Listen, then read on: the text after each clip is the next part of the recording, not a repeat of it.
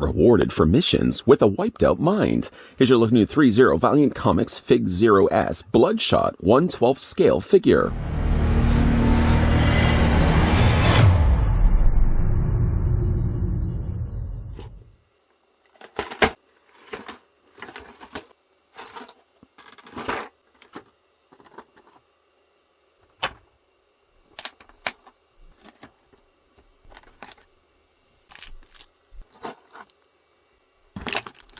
Threezero is pleased to announce the Valiant 1/12 Bloodshot to be the first hero of the Valiant universe, joining our FigZero S series. Join the iconic superheroes in a fight to save the world and show how you stay valiant. Bloodshot is one who actually can say he starts the day with a clean slate. Before we get a closer look, though, at the Valiant Comics FigZero S Bloodshot 1/12 scale figure, that's a bit of a mouthful, I'd like to thank the folks over at Threezero, who did provide the sample that we're about to have a look at. Bloodshot is slated to release the fourth quarter of 2022, so he should start showing up soon on many online sites and specialty comic book stores. Grabbing the tape measure, though, to see how tall the figure stands. Taking it right to the very top of his head, Bloodshot stands at exactly, look at that, exactly 5.5 inches in height, or the figure's 14 centimeters tall. And for the sake of the ever-crucial size comparisons, let's slide over the brand new Bloodshot and bring in the MDLX Optimus Prime. I did want to bring this one in because many of you may be familiar with the sizing of this specific Prime.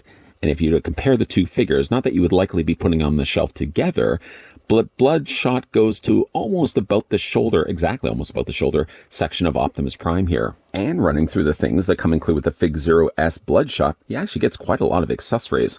We're going to start with something that's not necessarily an accessory, although you could be the judge of that. He comes included with a miniature version of Bloodshot #1, Valiant comic. I do like the idea that they've actually included this. I mean, if just to look at this, it's about the same size as the figure, but it has all the illustrations of the actual comic just shrunk down. I do want to say, though, on a side note, that the illustrations and the actual paintwork that they've done, the coloring on the inside pages here, it's a really nice looking comic. Enough for me to actually consider picking up more Bloodshot comics and read straight through them. As well, you can also see some of the characters from the Valiant universe that I hope at some point may be making appearances in the brand new FigZero S line. Going to put that to the side. Actually, one thing also is advertised here on the back, speaking of figures that are going to be up and coming, they've also got Ninjak as a 1/12 scale figure that can go along nicely here with Bloodshot. And in the meantime, though, put that to the side and running then through the rest of the accessories that come included with the figure. The figure itself comes, first of all, with a different change of outfit, as the figure comes included with the t-shirts. I'm introducing this now to the part of the accessory end of the review. I'm not going to put it on the figure just yet because there's a lot of really details I want to be able to point out and show to you guys before I actually put the shirt on. The shirt's, because this shirt's so small and like dressing a tiny little toddler, you're going to have to actually fit this over top of his arms and over top of his head. So I'm going to do this a little bit later, but I just did want to show you guys the t-shirt. The material that they've used for this shirt seems more of a stretchier variety. But I'm going to, though, in the meantime, put that to the side. Remind me, though, it's over there. We're going to come back to that in a moment. The figure comes included with a whole bunch of swappable hands. Right now, in the sockets of the forearms, he comes with closed fists. I know, with all the things he comes included with that you're about to see, not likely going to be using those at all. Rather, instead, the figure comes included with some pistol-firing hands with, as you can see, trigger-firing fingers. One thing I did want to say, though, about the hands is that they do seem a little large. They may not seem so large in my own hands, but when we eventually actually put them onto the actual forearms, you'll maybe see how they are a little on the more larger side. If you don't prefer to have them displayed with weapons necessarily, the figure also comes included with a pair of just relaxed hands. Fingerless gloves, of course. Everybody was wearing fingerless gloves. That's an ongoing joke here on this channel. Figure also comes included with gripping hands specifically for holding the sword. I'm going to put that to the side. By the way, though, if you wanted to change out any one of the hands, first of all, I just want to, again, draw your attention to the hands. Don't they seem a little large? Not overly large, but I would have just shrunk the size down just a little bit. I do feel like the hands are maybe a little on the bigger side. But though, to change the hands are pretty easy. Just hold on to the forearm here and remove the hand, but you don't want to remove the peg. The peg needs to stay behind. And then we'll go ahead and take then a hand. Let's put a trigger firing finger hand there. And maybe we'll do the exact same thing then on the other side. Now, you don't have to commit to the idea of necessarily using gripping hands for him holding the sword. But if you did, go ahead and just pop that hand then onto the socket, and you're good to go. Put that figure down here for a second, then running through the rest of the accessories. The figure comes included with a scabbard and a sword. two separate things that can come together like a happy marriage. You can just slide that in, and you can actually holster the sword on a scabbard. Now, you may be thinking to yourself, he's shirtless right now. Surely there must be a place that you can actually attach this onto the figure. Well, there is. The figure also comes included with a shoulder strap. It's pretty simple by its design. It's essentially just an elasticized strap where it's actually got the middle section as an open loop. Hopefully you guys can see that. Simply then just take this and you fit this around the figure's body. Just slide this up the arm. Again, I use the ongoing joke. It's like dressing a small child. Essentially it is. You're just draping this around the arms like that. I would have probably just left this off for right now and come back to it a little bit later because, again, I didn't want to disrupt the detailing. There's a lot going on here on this figure. But I'll make the exception simply just because the strap isn't going to be occupying a lot of the space on the back anyways. That's what it looks like on the front. It does occasionally droop down the shoulders, but it's very easy to fix. Just slide it back up there. And then you can take the scabbard, and see this little loop now in the middle. Take the scabbard and feed it through the loop.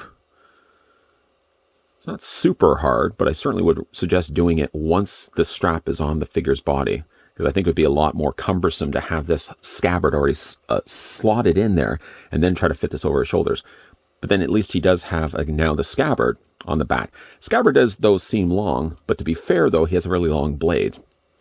The blade for the sword, as I put the figure back down here for a second, the blade on the sword is more of a dark gunmetal silver. It's very more of a softer plastic as well. Just be careful of that. The guard nicely painted here in gold. As you can see, the actual hilt does have some nice detailing done to it. A little bit of silver also brushed on there as well. And then the end of the hilt also has the same matching gold. This can, of course, fit into his hand now that we've taken the liberty of swapping the hand out. Just slide that into his hand. But again, by the nature of the plastic that they've used here, you really want to be careful that the figure doesn't fall forward or doesn't fall certainly on the blade. That's a samurai thing, not something you really want to be doing with the figure. But it does fit quite well into his hands. In the meantime, though, for the moment, let's go ahead and remove this. And just put that to the side as we look at the rest of the accessories. I keep putting the figure back down here. There's one thing I actually did want to mention about the figure standing. He stands okay right now, but if you did want to put him in a dynamic pose, for example, like I did at the opener end of this review, not that I would sell that as a dynamic pose, but the figure doesn't actually, unfortunately, come with any peg holes on the undersides of his feet.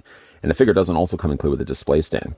Display stand, I could do without. It doesn't have to necessarily be included with the figure. But I do think, though, the figure should have really had holes on the bottoms of his feet. So at least if you did have another display stand and a universal-sized peg hole, you'd just be able to use another display stand for the figure. I really think for the amount of potential this figure has for a displaying option, having peg holes on the undersides of his feet would have been a crucial thing to include. Anyways, though, the figure comes included also with some firepower. First of which, the smallest of which, happens to be a pistol. The pistol has some nice painted and additional silver added there, both to the handle and to the top of it. This does fit into his hands for obvious reasons. We're going to do that more in a second. Slightly bigger than that, the figure also comes included with a submachine gun. Probably my go-to, I think, when it comes to displaying the figure. I really like the look of this. And again, this fits into his hand as well. We'll do that more again in a second. And then the largest, is this an M16 semi-automatic rifle? If it is, it certainly is nicely painted. Shares very much the same color scheme as the other weapons we've already had a look at. Again, just a matter of preference as to how you would want to have displayed with the figure. Let's just say, for the sake of this, for the argument's sake, I'm going to slide the scabbard out for the time being. You can take then the gun, for example. Let's take the submachine gun here and slide it in between his fingers. And again, he's got just the right placed finger that sits perfectly around the trigger. And with the amount of articulation this guy ends up having, you can really do some pretty cool looking poses with this guy. Again, the only thing about this is I do wish that the figure could have come included with a display stand, because again, like there's a lot of cool potential, I think, with this figure when it comes to displaying him. So those are all of his accessories, short of the fact of actually taking the t-shirt and putting it on him. I haven't forgotten. Maybe what I'll do in preparation of that, let's just slide the straps down his shoulders, take it off the torso altogether, and we'll put that to the side. Getting now a closer look at Bloodshot. You know, I gotta say, I love this figure. I really do. I haven't honestly read a lot of Bloodshot comics growing up, and I haven't honestly watched the one with Vin Diesel. I don't think I have really much interest. It's a Vin Diesel movie. How good is that going to be? Unless there's racing through cars and a lot of explosions. But I gotta say, like, Bloodshot from a comic standpoint, it's great looking character design. I like the pale color of the skin that they've used. And everything on this guy is so sharply painted. Especially like the eyes, for example. How bright red those eyes are and how nicely and handled well the paint is. Outlining it as well in some additional black. The eyebrows stand out as well as the hair as well. the very obvious parts of his hair, the parts that actually stick in like this, really well handled here when it comes to paint.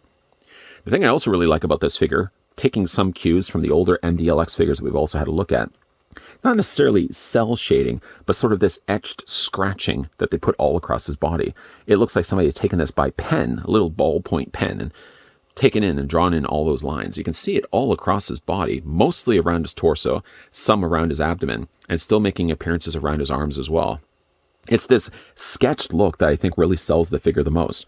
That even if you weren't a fan or didn't even really know that much about Bloodshot to start off with, I think honestly, like just drawing in by the way they've painted and handled this figure, I'm already interested in reading more about Bloodshot just based on this figure alone. Now, of course, you got the little red spot in the center of his chest, one of the notable traits here of Bloodshot. Color is quite pale, but it does really give an opportunity by having a pale character like this to really showcase, again, that sketching that they've done all across his body. It's just so cool the way they've done this. It doesn't make any real appearance on his legs, because his legs are obviously a more military tan green. You can see, again, he's got some little straps there on the sides of his legs, knee pads painted here in a dark gunmetal gray.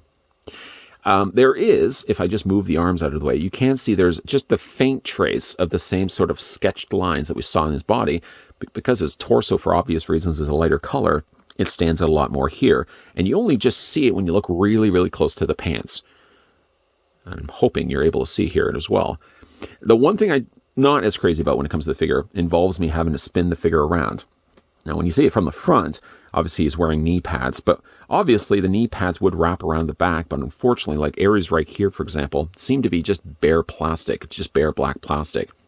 You see also here from the side too as well, it does result in a little bit of a breakup of color. We've got this nice green on both the sides, but then right in the middle there, you got unfortunately some bare black plastic.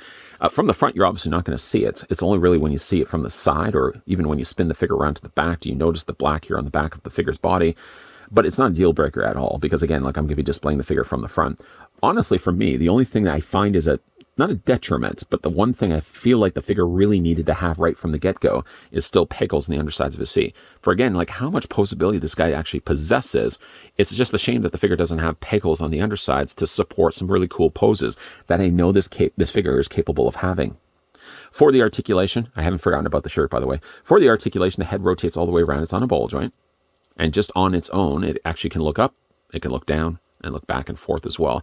But paired along with that, he actually has a secondary ball joint at the base of the neck that allows the head to look down, look up, and also rock back and forth as well. So between the two, collectively, they work really well together to get some decent articulation for the figure's head.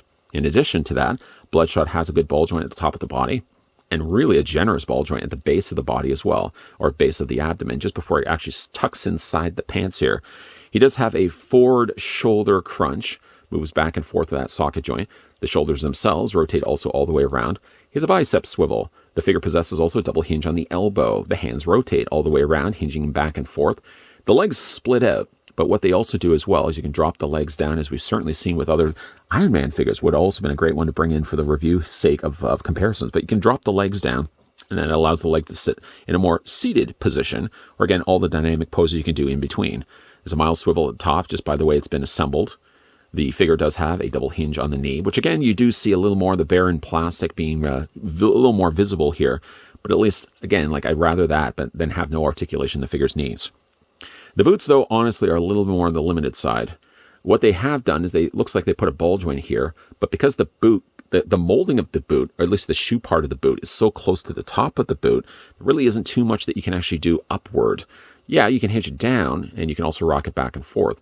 But there isn't enough cut further up from that allows the boots to sit higher than it is. The figure, though, does have toe articulation also as well. So that's the figure, that's the detailing, and that's the articulation on him. Let's go ahead and get the shirt on him. And that shirt's going to be a little bit harder to do. First of all, you're going to want to remove the hands. Remove the hands on both the sides. And I also find it helps, too, to take the head off. The head is also just as easy to remove. It sits on the ball joint. Just sort of bring the arms up. And again, just slide the sleeves. It's, again, really hard to do, only just because you're dealing with such a small figure, first of all. And then the hardest thing as well is just to make sure you got both arms in there. You kind of have to bring the arms both inward and then do your best to fit that around. Just like the sizing of the shirt, so small it is on the bottom, it's just a little bit harder to kind of get it around. Once you get one in, You're then pretty good then to fit the other side in. You just have to kind of keep sliding it down the post. Something, again, that's a lot easier to do with the camera turned off and being able to do this without your hands reaching around the front of a tripod, succeeding finally to get the shirt around Bloodshot's body. You can see really how tight the shirt sits around his frame. Their solution could have been also to be adding a Velcro strip on the back where you'd be able to just open it up on both the sides, but honestly, it gives you a much cleaner look where the shirt looks finished all the sides around. Then we go ahead and pop the head back in.